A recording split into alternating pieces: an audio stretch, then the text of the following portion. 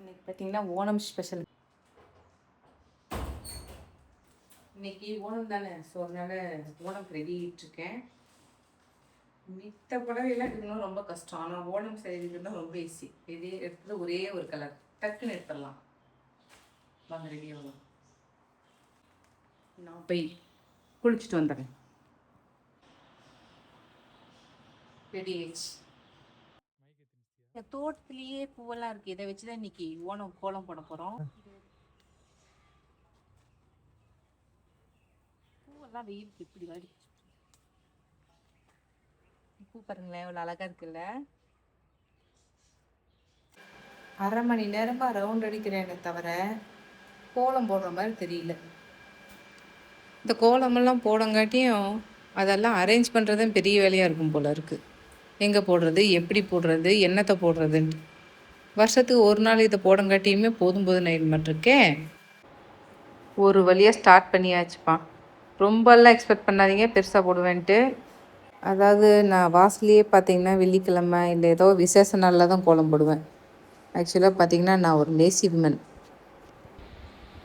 அப்படி கோலம் போட்டாலும் 3 புள்ளி 5 புள்ளி அதிகபட்சம் 7 புள்ளிக்கு மேலே கோலம் போடுறதில்ல.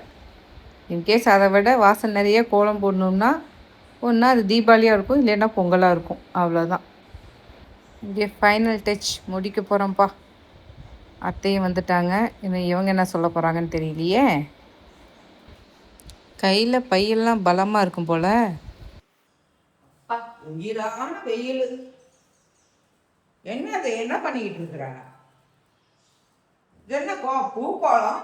இன்னைக்கு ஓணம் தான் தேவை, ஓணத்துக்கு பூக்கோளம் போட்டுட்ருக்கேன். வாங்க நாம நல்லா போடலாம் வாங்க. வாசலே கூட்டி கோலம் மாட்டேன், கோலம் போட மாட்டேன். இது வந்து போட்டு வச்சிருக்கிறியா? நல்லா இருக்குதா? பரவாயில்ல பரவாயில்ல, சூப்பராக இருக்கு. இந்த வெயில் சரியான வெயில், அப்படி காய்ச்சுது. எல்லா பழமும் இருக்கு, ஆப்பிள், ஆரஞ்சு, மாதுளை என்ன வேணும் சொல்லுங்க. அதெல்லாம் வேணாம், கொஞ்சம் எலுமிச்சம்பழம் ஜூஸ் போட்டு கொண்டா. வெயில் மண்டையை குழக்குது. இந்த புடவை எப்போ எடுத்த? ஓணத்துக்காக ஒரு நாள் கேரளத்து பெண்குட்டி ஆகலான்னு இது எடுத்தேன். இதை பார்த்தா ஒரு பெண்குட்டி மாதிரி தெரியல, யானைக்குட்டி மாதிரி இருக்குது. நல்லா இருக்கு. நம்ம தெலுங்கு பேசுகிறவங்க, நம்ம பிள்ளைங்க பெங்களூரில் வேலை செய்கிறாங்க. இருக்கிறது இங்கே தமிழ்நாட்டில் இருக்கிறோம். இது கேரளத்து கோலம் எங்கேருந்து வந்துச்சு? பரவாயில்ல, மலையாளத்தவங்களும் இருக்கிறாங்கல்ல, அவங்களும் நம்மளுக்கு பக்கத்தில் தான் இருக்கிறாங்க.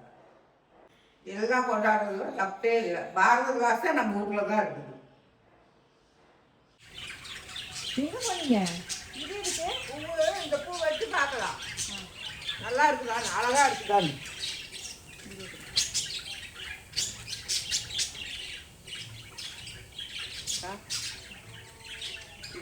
நறுக்கி ரவுண்டுங்க.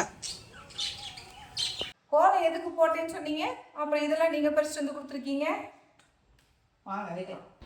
அதாவது ஆர்வ கலரில் எல்லாம் பறிச்சுட்டு வந்து கொடுக்குறாங்க. அதை எப்படி வைக்கிறது, எங்கே வைக்கிறதுன்னு ஒன்றும் தெரியல. கடைசியில் கொண்டு வந்து கொடுத்தா இது எங்கே சொருவுறது? வைக்கலினாலும் கோச்சுக்குவாங்க.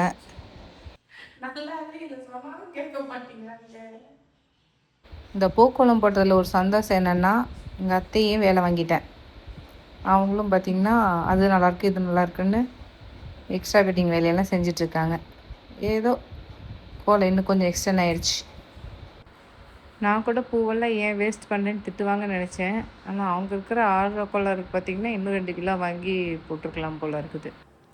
பூக்கு வால் முளைச்ச மாதிரியே இருக்குது. பூக்கு வால் முளைச்ச மாதிரியே இருக்குது.